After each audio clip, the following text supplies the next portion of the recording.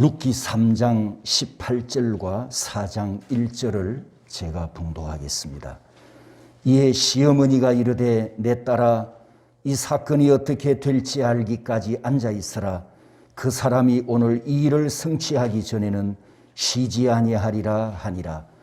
보아스가 성문으로 올라가서 거기 앉아있더니 마침 보아스가 말하던 기업물을 짜가 지나가는지라. 보아스가 그에게 이르되 아무개여 이리로 와서 앉으라 하니 그가 와서 앉으매. 아멘. 성경에 보면 하나님과 하나님의 백성들의 관계를 목자와 양으로 비유하는 곳이 참 많습니다. 예수님도 이 세상에 오셔서 자기 양을 위하여 목숨을 바치는 선한 목자라고 그렇게 요한복음에 말씀하고 있습니다. 이렇게 하나님과 우리의 관계를 목자와 양으로 비유하는, 표현하는 이유는 우리의 모습이, 우리의 속성이 양과 닮은 모습이, 닮은 속성이 너무나 많기 때문입니다. 사람과 양이 어떻게 닮았을까요? 특히 우리 구원받은 성도들이, 예수 믿는 성도들이 양과 어떻게 닮았을까요? 자, 영상을 하나 보겠습니다.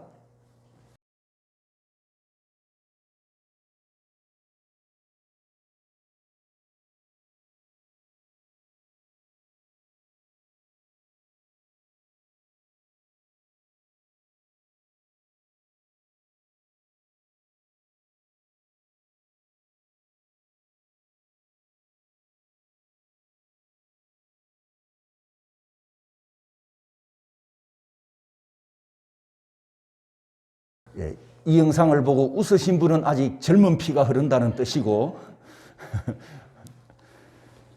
이게 양입니다. 방금 끄집어내 줬는데 또 뛰어가다가 구덩이에 빠지는 양의 속성. 그래서 우리 성도들을 양으로 비유했는데 닮은 모습이 참 많습니다. 많은데 몇 가지만 제가 정리를 했는데요. 양이 시력이 나쁘답니다. 어느 정도 나쁘냐? 1m 이상을 못 본대요. 그래서 앞에 뭔가가 누군가가 있으면 졸졸졸 따라간답니다. 그럴 정도로 시력이 나빠서 앞에서 누가 잘못 인도하면 잘못된 곳으로 가는 거지요. 그게 우리 성도들과 닮았다는 겁니다. 그 다음에 두 번째는 잘 속는답니다. 분별력이 없어서 적인지 아군인지 판단하지 못하고 따라가다가 마지막에는 잡아먹히는 게 양이듯이 우리도 영적 분별력을 가지지 못하면 진리인지 아닌지 참인지 거짓인지 선인지 악인지 이걸 우리가 분별하지 못하면 넘어지잖아요. 그 다음에 세 번째, 이 양은 한번 넘어지면 자력으로 일어서지를 못한답니다. 덥수룩한 이 양털 무게가 뒤집어지면 아래로 처지기 때문에 하늘을 향해서 내 발을 바둥거린대요.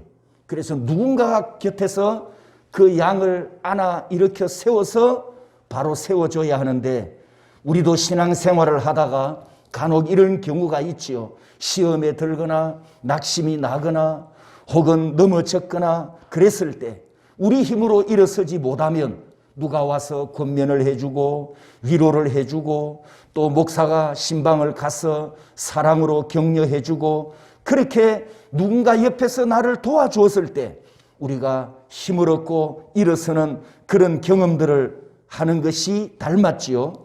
그 다음에 네 번째는 이기적이랍니다. 다른 새끼에게는 절대로 젖을 주지 않고 무더운 여름에는 떨어져야 되는데 붙어서 지내고 추운 겨울에는 붙어야 되는데 떨어지고 이게 이기적인 성질 때문이랍니다. 그리고 방어력이 양은 온순한 동물이기 때문에 방어력이 하나도 없습니다. 여러분 대부분 동물들은 나름대로 무기가 있습니다. 뿔이 있든지 입에서 내뿜는 독이 있든지 아니면 날카로운 발톱이 있든지 아니면 이빨이 있든지 대부분 동물은 자기를 보호하기 위한 무기를 하나씩 하나님이 다 주셔서요. 그런데 유일하게 양은 자기를 보호하는 무기가 없습니다. 그래서 방어력이 제로랍니다. 철저하게 보호를 받아야 될 동물이고 철저하게 인도를 따라야 하는 그런 동물, 이 모습이 바로 우리 성도들과 같다는 거죠. 그리고 마지막으로 이 양이 마지막으로 온순해지는 때가 언제냐? 바로 죽을 때랍니다. 모든 동물은 죽음의 냄새를 맡거나 죽음을 알아차리면 발버둥을 치고 막 비명을 지르잖아요. 비명을 지르는데 이 양은 죽음 앞에서만큼은 모든 것을 체념한 듯 아주 온순해지는 모습이 우리가 하나님 앞에서 내 자아를 죽여야 되고 우리가 예수 그리스도의 죽음에 연합한 자로 내 자신을 내려놓는 이런 모습이 바로 양과 닮았다라는 겁니다. 여러분, 우리가 목자가 이 양을 목에 걸치거나 안고 가는 이 그림을 보면 정서적으로나 혹은 감성적으로 좋은 생각을 하지 않습니까? 참 목자와 양의 관계가 너무나 좋다. 이 의미는 좋은 의미를 우리가 생각하는데 여러분 현실은 어떨까요? 현실. 양을 목자가 목에 어깨에 매든지 품에 안았을 때 현실은 어떨까요? 냄새가 장난이 아닙니다. 여러분 혹시 어디 여행 가셔서 양축사 근처에 한번 가보십시오. 양축사 근처에만 가도 그 냄새가 뭐 돼지나 혹은 소나 닭 이런 축사에서 나는 냄새하고 또 달라요. 또 다른 굉장한 악취입니다. 그런데 이 양을 어깨에 울러매었다. 그리고 품에 안았다. 그 목자가 양에게서 나는 그 독한 냄새를 다 맡잖아요. 그런데 성경은 예수님께서 우리를 위해서 자기를 희생하신 선한 목자라고 말씀하시면서 나는 냄새 나는 양과 같이 또 연약한 양과 같이 양의 여러 가지 속성처럼 나도 그런 부족하고 흠이 많은 인간이지만 예수님께서 나를 위해서 십자가를 지셨기 때문에 우리는 구원을 받았고 예수 그리스도 안에서 하나님 앞에 새로운 피조물이 되었으니 우리는 하나님께 감사할 것밖에 없습니다. 할렐루야. 서로 축복하겠습니다. 예수님이 선한 목자이십니다. 예수님이 당신을 위한 목자이십니다. 우리는 누구만 따라가야 할까요? 목자이신 예수 그리스도만 따라가야 되겠죠? 아멘, 아멘. 자, 룻기서 개관 도표를 한 번 더 보면 1장의 주제는 텅빔, 헛됨, 모압에서 10여 년 동안 살면서 엘리멜렉 가문이 완전히 무너지고 망해버린 기록이 있고 이제 마지막 4장에 와서 그 비어있던 곳에 하나님께서 복을 주셔서 다시 채워지는 충만함을 보게 되는데 오늘부터 우리가 이 4장에서 충만하게 채워지는 룻기 복음으로 저와 여러분들이 큰 은혜 받기를 소원합니다. 1장에서 빈 깡통이 되었던 엘리멜렉 가문에 4장에 와서 다시 채워지는 복이 있는데 어떻게 채워집니까? 하나님의 말씀으로 충만한 보아스를 통해서 하나님께서 이 나오미 엘리멜렉 가문의 복을 주시지만 하나님께서 그 복을 누구를 통해서 주십니까? 따라서 합니다. 도구, 그릇. 룻기 4장에서는 그 도구가 누구죠? 보아스란 말이죠. 하나님의 말씀으로 충만했던 이 보아스를 통해서 나오미와 룻의 인생에 하나님께서 충만하게 채워지는 이 복이 있음을 우리가 이제 이 4장에서 보게 됩니다. 여러분도 알다시피 본래 성경책에는 장과 절이 있었다고 했습니까? 없었다고 했습니까? 없었다고 했잖아요. 예, 없었습니다. 그것을 염두에 두시고 오늘 본문 두 구절을 우리 다시 한번 이어서 보겠습니다. 이에 시작. 이에 시어머니가 이르되 내 딸아 이 사건이 어떻게 될지 알기까지 앉아 있어라. 그 사람이 오늘 이 일을 성취하기 전에는 쉬지 아니하리라 하니라. 보아스가 성문으로 올라가서 거기 앉아 있더니 마침 보아스가 말하던 기업 물을 짜가 지나가는지라. 보아스가 그에게 이르되 아무개여 이리로 와서 앉으라 하니 그가 와서 앉으매. 자, 장과 절을 빼버리고 성경을 보니 뭐가 보입니까? 뭐가 보이는 게 하나 있죠. 뭐죠? 보이는 게 없어요. 나오미가 룻에게 이렇게 말했지 않습니까? 보아스는 지체하지 아니할 것이다. 쉬지 아니할 것이다. 3장 마지막에 그렇게 이 나오미의 선언이 있었는데 그 다음 9절에 무슨 말이 나오죠? 보아스가 성문으로 올라갔어. 그러니까 나오미가 며느리에게 말한 그대로 보아스가 즉시 행하는 것을, 이 고엘 의무를 이행하려고 준비하는 것을 우리가 보게 됩니다. 룻으로부터 청혼을 받았던 보아스가 3장 9절에서부터는 이렇게 말을 했었습니다. 룻이 보아스에게 타작마당에서 청혼을 하지 않습니까? 당신의 옷자락을 펴 당신의 여종을 덮으소서.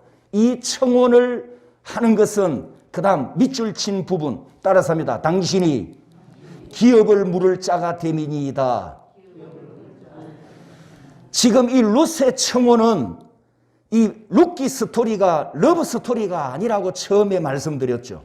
그래서 이 청혼이 한 여자가 한 남자에게 나와 결혼해 주세요, 이 요청이 아니라 이 요청을 통해서 중요한 핵심이 뭐냐?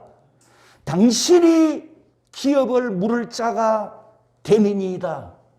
무너진 내 시댁의 가문을 당신이 세워줘야 하지 않습니까? 고엘 의무를 해줘야 하지 않습니까? 이걸 요청한 것이 바로 룻의 청혼이었어요. 이 말을 듣고 보아스가 뭐라고 대답을 합니까? 따라서 합니다. 내가 내 말대로 내게 다 행하리라. 거부하지 않습니다. 그 다음에 13절에는 더 의미심장한 말을 합니다. 여호와께서 살아계심을 두고 맹세하노니, 여호와의 이름으로 맹세하면서 이렇게 말합니다. 내가 기업 물을 자의 책임을 내게 이행하리라.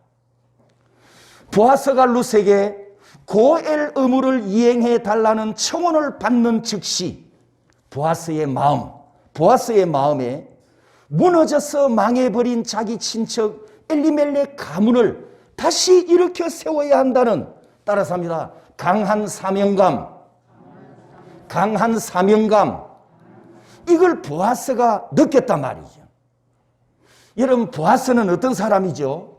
13살이 되었을 때 모세오경 5845구절을 다 암송하면서 바미츠바 성인이 되면서 말씀의 아들, 하나님의 아들이 되었었습니다. 그러니까 이 보아스 중심에는 하나님의 말씀이 새겨져 있고 보아스의 눈과 귀는 언제나 따라서 합니다. 쇠마 이스라엘, 이스라엘아 들으라.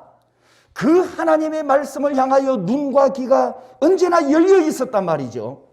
그런 보아스에게 룻으로부터 이 고엘을 듣는 순간 내가 여호와께서 살아계심을 두고 맹세하노니 내가 기업 물을 자의 책임을 내게 이행하리라. 할렐루야. 맹세를 왜 했을까요? 보아스가 지금 맹세를 하는데 하나님의 이름을 걸고 맹세하지 않습니까? 여호와의 이름을 두고 맹세합니다. 왜 이런 엄청난 맹세를 했을까요? 자기 책임을 이행하겠다는 결연한 의지, 내가 하나님의 고엘의 말씀에 순종하겠다는 확실한 신앙 고백을 나타내는 의미였습니다. 이런 보아스가 바로 유력한 보아스, 기뽀르, 상남자였던 거지요. 성도 여러분, 하나님께서 우리에게 말씀을 주실 때 신약 성경을 보면 두 가지 방법으로 말씀을 주십니다. 구약 성경에는 말씀을 따라서 해볼까요? 다바르. 구약 히브리어는 다바르로 번역이 되어 있는데 원문인데 이게 신약 성경에 와서는 두 가지로 번역이 되어서 신약 헬라어로 기록이 됩니다. 그래서 그 두 단어가 신약 성경에 하나님께서 우리에게 주시는 말씀을 주시는 방법 첫 번째, 바로 여러분 손에 들려있는 이 성경 문서, 하나님께서 계시로 주신 성경 문서로 우리에게 말씀을 주셨는데 이 성경책, 이 말씀을 따라서 합니다. 로고스 말씀이라고 합니다. 요한복음 1장 14절에 보면 세례 요한이 예수님을 소개하면서 말씀이 육신이 되어라고 했습니다. 말씀이, 여기서 말씀도 로고스이고 육신, 즉 사람의 몸을 입고 이 세상에 오신 성육신하신 예수님도 로고스 말씀으로 세상에 오셨습니다.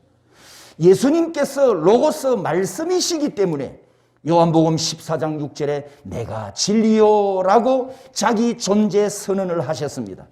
여러분, 구약의 선지자들과 신약의 사도들이 기록한 성경은 자기 사상입니까? 아니죠. 자기 주장입니까? 아니죠. 자기 소설책입니까? 아닙니다.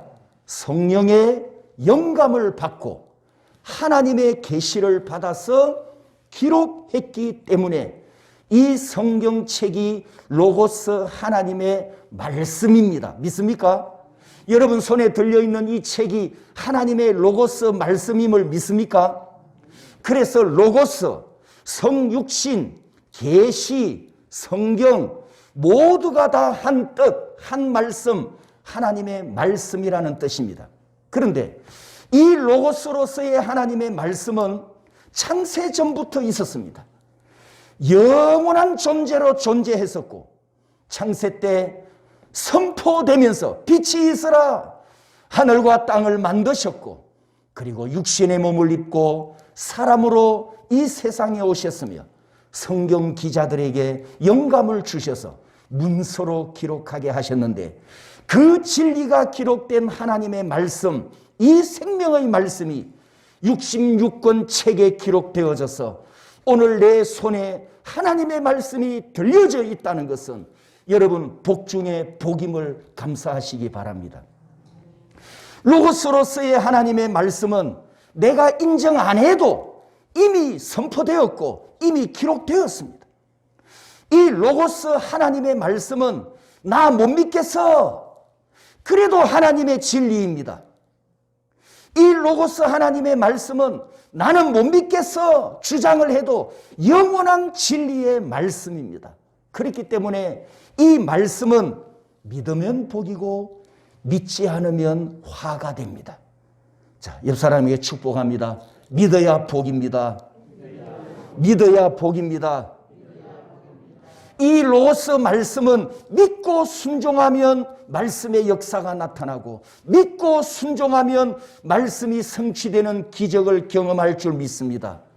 요한계시록 1장 3절에서 말씀하신 것처럼 로고스 말씀을 읽고 듣고 지키는 자는 복을 받는다고 했으니 하나님께서 여러분 손에 들려주신 이 영원한 진리의 말씀을 열심히 읽고 열심히 듣고 잘 지켜서 이 말세의 복을 받는 복된 여러분 되시기를 축복합니다.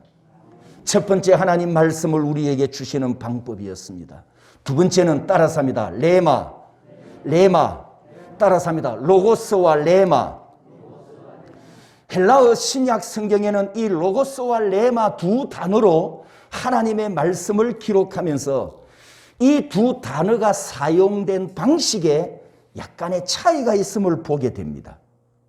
내가 인정을 하든 안 하든 로고스 하나님의 말씀은 이미 선포되고 증거되고 기록된 책이라고 했습니다. 그런데 레마는 하나님께서 레마를 통해서는 어떻게 역사하시느냐? 이 기록된 하나님의 말씀이 66권 성경책에 기록된 하나님의 말씀이 나에게 올 때는 하나님께서 레마로 주십니다. 이런 경우가 많습니다. 마태복음 4장에도 보면 하나님의 입으로부터 나오는 말씀, 로마서 10장 17절에도 들음은 그리스도의 말씀으로 말미암았느니라 모두 레마로 번역했습니다. 여러분, 이 레마의 말씀은 각자에게 주시는 말씀이지만 66권으로 기록된 이 로고스 말씀 안에서 주십니다. 67번째로 주시는 말씀이 아니고요. 66권 외에 추가로 주시는 말씀이 아니라는 것을 유의해야 됩니다. 마호멧 아시죠? 마호멧이 모세오경 5권, 모세가 기록한 5권 외에 추가로 내가 계시를 받았다. 그렇게 주장한 게 코란이잖아요. 그래서 모세오경에다가 마호멧이 계시로 받았다고 주장하는 코란을 하나 덧붙여가지고 이 코란을 가지고 이슬람교라고 하는 사이비 종교를 만들고 교주가 되었잖아요. 이 66권 성경 외에 내가 또 다른 계시를 받았다 이렇게 주장하는 모든 인간들은 다 사이비를 만들고 사이비 교주가 되었습니다. 다시 말씀드리면 하나님께서 나에게 두 번째 말씀을 주시는 방법, 개인에게 말씀을 주실 때는 이 레마의 말씀으로 주시는데 이 레마의 말씀을 내가 받고 지나친 경험주의나 지나친 신비주의로 빠져버리면 아주 위험한 사이비가 될 수 있다는 겁니다. 그래서 기록된 66권 이 로고스 말씀보다도 내가 받은 레마의 말씀을 더 권위 있게, 이 66권보다 더 권위 있게 높여버리는 것도 67번째 성경책을 만들 위험이 있습니다. 레마의 말씀은 이렇게 주어집니다. 여러분이 평소에도 성경을 읽고 평소에도 설교를 들었고 평소에도 말씀을 잘 알고 있는데 어느 한 순간에 한 구절의 말씀이 한 단어가 내 심령에 꼽힐 때가 있어요. 이런 걸 경험하시죠. 레마의 말씀이 어떤 때는 심령을 찔러 쪼개는 비수처럼 꽂히기도 하고 어떤 때는 환한 밝은 빛으로 비춰지기도 합니다. 미처 몰랐던 것을 이 레마의 말씀을 통해서 내가 깨닫게 되기도 하고요. 마음에 심령에 감동이 오기도 합니다. 어떤 때는 이 레마의 말씀을 듣고 내 안에서 기쁨이 폭발하기도 하고 감사가 넘치기도 하고 어떤 때는 하나님 앞에 내 죄와 허물을 보면서 회개를 시키기도 합니다. 그리고 어떤 때는 타인을 위해서 기도하기도 하고 그리고 봉사와 헌신을 하기도 합니다. 어떤 때는 물질을 헌신시키기도 하는데 이때 그 물질은 꼭 필요한 그곳에 가도록 하나님께서 나를 사용하시는 기적을 경험하게 되죠. 이제 간증을 몇 가지 말씀드립니다. 레마에 대한 간증입니다. 한 번은 제 마음속에 어떤 분에게 물질을 헌신하라는 감동이 왔습니다. 그런데 그분이 나하고 평소에 친한 것도 전혀 아니고 밥도 한 번 먹은 적 없고 차도 마신 적 없어요. 그저 공식적인 자리에서 한두 번 만나 인사를 하는 게 전부 남과 같은 사람. 그런데 감동이 오는 겁니다. 그래서 물었습니다. 제 안에 계시는 성령 하나님께 물었습니다. 얼마의 금액을 헌신해야 합니까? 그렇게 기도를 했더니 50만 원이라는 감동이 왔어요. 그래서 비상금 50만 원을 털어서 밤중에 그분을 찾아갔습니다. 멀리 떨어져 있었는데 찾아가서 봉투를 전달하면서 이렇게 이야기를 했습니다. 오늘 나는 목사님께 전달자로 왔고 이 물질은 내가 목사님께 하나님의 것을 전달해 드리는 겁니다 라고 그렇게 전했어요. 그랬더니 이분이 왈칵 눈물을 쏟으면서 하는 이야기가 자기 인생의 삶의 내일 아침까지 급하게 돈이 얼마가 필요한데 지금 요 액수만큼 돈을 못 채웠대요. 내일 아침에 이 돈이 필요한 건데 요 금액이 지금 모자라가지고 걱정하고 근심하고 있었다는 거죠. 그 긴박한 상황에 밤에 하루 전날 밤에 마지막 금액을 다 채워졌으니까 이분이 이제 그렇게 감정을 하는 겁니다. 그래서 제가 이렇게 위로를 해드렸습니다. 하나님께서 목사님을 억수로 사랑하십니다. 그렇게 위로를 해드렸습니다. 또 한 번은 목사님 부부를 내적 치유하는데 제 마음속에 이런 감동이 왔습니다. 이 부부 여행을 보내줘라. 그래서 내적 치유를 마치고 또 비상금을 틀어서 전달하면서 이렇게 부탁을 했습니다. 자녀들은 어디 맡길 데 있으면 다른 곳에 좀 맡기고 반드시 부부만 여행을 가야 합니다. 그래서 최소 1박 2일 여행은 다녀오십시오라고 그렇게 여행비를 전달을 했는데 사모님이 펑펑 울면서 하는 이야기가 결혼하고 20몇 년 동안 부부 여행을 한 번도 못 갔다는 거예요. 그래서 제가 또 격려를 해드렸습니다.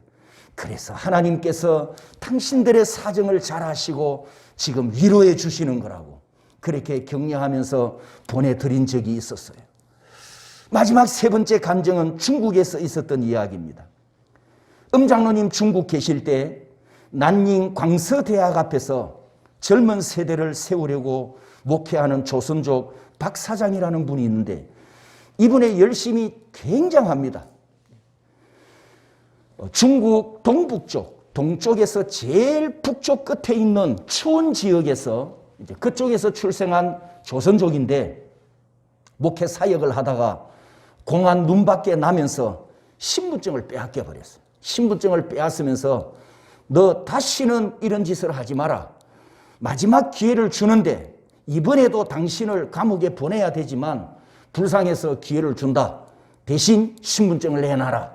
그래가지고 신분증을 빼앗고 그러지 말라고 이제 기회를 마지막으로 준다면서 자유를 줬어요. 그래서 이분이 북쪽에서 이제 사역을 할 수 없으니까 베트남 국경 가까운 제일 동남쪽, 최동남쪽 바로 이 난닝으로 내려와서 광서대학 앞에서 젊은 세대를, 젊은 리더를 키우기 위해서 또 복음을 전하는 이 사역을 하는 참 신실하고 순수하고 또 믿음의 간이 큰 이런 분이었어요. 이분이 이제 우리 장로님과 관계가 가까워져서 제가 난닝을 갔을 때 두 번을 방문하게 되었는데 두 번째 갔을 때 이 목사님이 자기 교회 한 형제를 저한테 부탁하면서 상처가 많은 분이니까 내적 치유를 좀 해주세요. 그래서 이제 사역을 하게 되었어요. 이 형제가 가난한 집안에서 태어나서 공부도 많이 못했고 또 집안도 가난하고 자기 인생도 너무너무 가난했어. 이 가난에 대한 아픔과 상처가 참 많았습니다. 그래서 치유를 다 마치고 나서 제 마음속에 이런 감동의 울림이 왔습니다. 두 부부가 가까워질 수 있도록 내가 섬겨라. 그래서 이제 가까워질 수 있도록 하라는데 구체적인 방법을 내가 모르니까 또 제가 물었습니다. 제 안에 계시는 성령님께 성령 하나님 이 부부가 가까워질 수 있는 구체적인 지혜를 주십시오 라고 물었더니 감동이 왔어요. 그래서 형제를 불러서 봉투를 전달하면서 이렇게 시켰습니다. 이 돈을 가지고 가서 절대 다른 곳에 쓰면 안 된다요. 가난하니까 돈이 아쉬우니까 이 돈만큼은 절대 당신이 다른 데 쓰면 안 되고 반드시 이 돈을 가지고 가서 아내가 좋아하는 색깔로 된 속옷을 한 벌 사라. 그리고 식당으로 아내를 초대해서 거기서 맛있는 식사를 하면서 아내에게 선물을 주고 감동을 줘라. 그렇게 이제 구체적인 방법을 가지고 시켰던 거죠. 사모님이 나중에 이제 이 이야기를 알고 사모님 이야기가 이 형제가 자라면서 너무나 가난한 환경에서 자랐기 때문에 뭐 외식하는 돈이 없었어도 문제지만은 외식하는 문화 자체를 모른대요. 너무 가난했으니까, 경험이 없으니까, 자기가 못 받아봤으니까.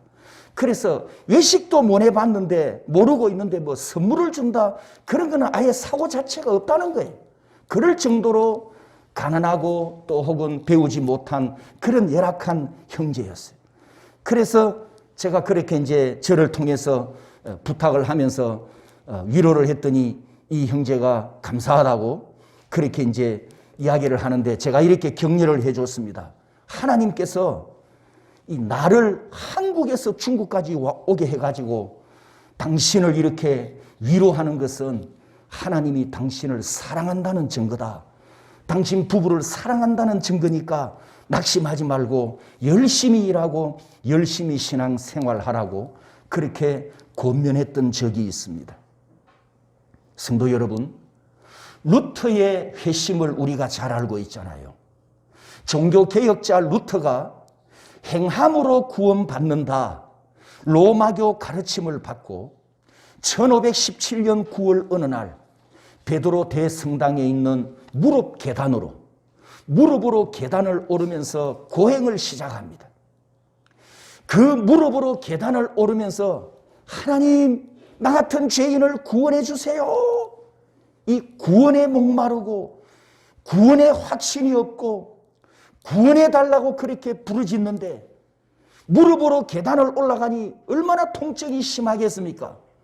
그런데 구원을 받아야 하니까, 구원에 갈급하니까 인내하면서 계단을 오르다가 갑자기 이것은 아니다 라는 생각이 들어서 그 자리에서 털고 일어나 집으로 돌아와서 로마서를 펼쳤어요. 로마서를 딱 펼쳐서 읽는데 로마서 1장 17절 말씀이 성광처럼 번쩍하면서 루터의 눈에 들어오는 겁니다. 같이 한번 읽어볼까요?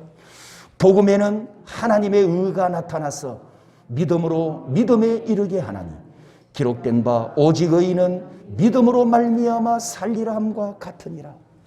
그동안은 루터가 로마 교회에서 행위 구원론, 행하여야 선행을 해야 구원받는다, 이 구원론에 눈이 가려져 있었기 때문에 이 성경 구절이 안 보였던 거예요.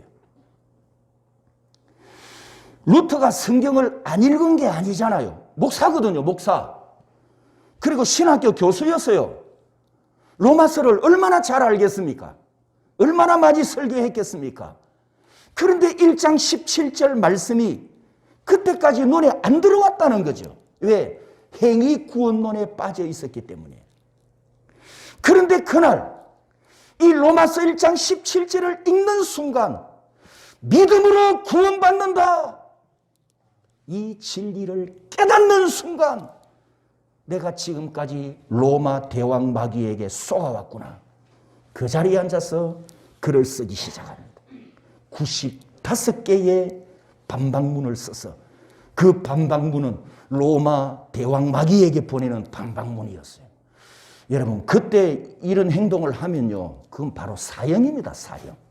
그래서 루터가 자기 목을 내놓고 로마 교황을 향해서 95개의 반박문을 써가지고 비텐베르그 교회당 정문에다가 붙여버렸는데, 그날이 1517년 10월 31일이었습니다. 루터가 무릎 계단으로 올라간 그날 정확하게 한 달 후에 지금 이 반박문을 써붙였는데, 이 95개의 루터 반박문이 종교개혁의 도화선이 되어서, 여러분, 종교개혁의 도화선이 되어서 저와 여러분들도 로마 마귀당에 속하지 않고 하나님의 참된 진리 교회당에서 신앙생활을 하게 되는 은혜가 있었습니다. 할렐루야. 그때 하나님께서 이 로마서 1장 17절은 루터에게 무슨 말씀으로 주셨다고요? 이미 무슨 말씀 이미 기록된 로고스인데, 이미 기록된 로고스 말씀인데, 그 시간에는 하나님께서 루터에게 레마의 말씀으로 보게 하신 거예요. 레마의 말씀으로 깨닫게 하신 거예요. 1517년 10월 31일 바로 한 달 전에 이 로마서 1장 17절 루터에게 믿음이라는 글자가 들린 겁니다. 보여진 거예요. 믿음이라는 단어가 뜨였어요. 바로 루터가 그것을 깨닫고 나서 이 복음을 다시 선포해야 한다고 하는 행위 구원론이 아니라 예수 그리스도를 믿음으로 구원받는다는 이 진짜 참된 복음을 선포해야 한다는 그 사명감과 순종함이 있었기 때문에, 자기 목을 내놓는, 목숨을 내놓는 이 순종함이 있었기 때문에 오늘 저와 여러분들도 우리 개신교에서 남은 자가 모이는 하나님의 나라에서 지금까지 우리가 신앙생활하고 보존되어 온 줄 믿습니다. 성도 여러분, 중요한 것은 로고스 말씀, 66권 책에 기록된 로고스 말씀은 요한계시록 1장 3절 말씀처럼 읽고 듣고 지켜야 하고, 하나님께서 이 로고스의 말씀을 나에게 개인에게 레마로 주실 때에는 따라서 합니다. 즉시 순종. 이게 아주 중요합니다. 레마의 말씀으로 나에게 왔을 때는 그 말씀대로 즉시 순종하는 게 중요합니다. 왜냐하면 이 레마의 말씀은 즉시 순종하지 않으면 내 심령에서 다 날아가 버리기 때문입니다. 그러면 하나님께서 행하시는 그 위대한 은혜의 일에 내가 쓰임받지 못한단 말입니다. 베드로 사도에게 이런 일이 있었습니다. 마태복음 26장 34절에 베드로야, 오늘 밤 닭 울기 전에 내가 3번 나를 부인하리라. 이때 주님의 경고를 받았던 베드로는 무시해버립니다. 개의치 않았습니다. 그런데 결과가 어떻게 됐죠? 72절에서 75절까지 보면 예수님을 모른다고 3번 부인하고 마지막에는 저주하며 맹세까지 해버립니다. 나는 나사렛 예수를 모른다. 나는 그 사람을 저주한다 라고 하는 순간 따라서 합니다. 곧 74절 끝에 따라서 합니다. 곧 75절에 이에 베드로의 심령에 비수처럼 예수님의 레마가 날아와서 쉘이 콱 꼽혀버렸어요. 닭 울기 전에 내가 3번 나를 부인하리라. 닭 울기 전에 내가 3번 나를 부인하리라. 여러분 앞에서 들었지만 베드로가 무시했단 말이죠. 그런데 74절에 그가 저주하며 맹세하여 이르되 나는 그 사람을 알지 못하노라. 따라서 합니다. 뭐가 나타났습니까? 곧 닭이 울더라. 베드로는 이 말씀을, 예수님의 말씀을 무시해버렸어요. 그런데 34절을 다시 보십시오. 예수님이 베드로에게 이 경고를 할 때 뭐라고 했냐면 따라서 합니다. 내가 진실로 아멘을 붙여서 예수님이 말씀하셨어요. 내가 아멘! 네 모른다고 3번 부인한대. 여러분, 이 아멘은 우리의 아멘이 아니에요. 인간들은 아멘 해놓고 나가면서 뭐라고 한다고요? 대문 밖에 나가면서 어째 그래 잘 압니까? 그래요. 여기서는 아멘 해놓고 나가면서 노멘 하잖아요. 그런데 이 아멘은 진실로, 이 아멘은 누구의 아멘? 누구의 아멘? 하나님의 아멘이잖아요. 변함없는 하나님의 아멘. 영원히 살아계시는 하나님의 아멘이잖아요. 그러면 이 말씀대로 되어진단 말이죠. 틀림없이. 그런데 베드로는 개의치 않고 이 말씀과 이 경고를 다 무시해버리고 가볍게 넘겨버렸는데 예수님께서 아멘 하시며 선포하신 이 말씀은 74절 75절에 정확하게 이루어졌습니다. 따라서입니다. 곧 이에 생각나서 뭐가 생각났을까요? 그때 레마로 온 겁니다. 이 베드로의 심령 속에 레마로 들렸어요. 닭 울기 전에 내가 3번 나를 부인하리라. 이 베드로의 심령에 칼이 꼽혀버렸어요. 칼. 이 닭소리가 칼처럼 베드로의 심령에 꽂혀버렸어요. 밖에 나가서 심히 통곡합니다. 심히 통곡하며 회개하게 했던 그 말씀이 바로 베드로에게 레마로 들려졌습니다. 할렐루야.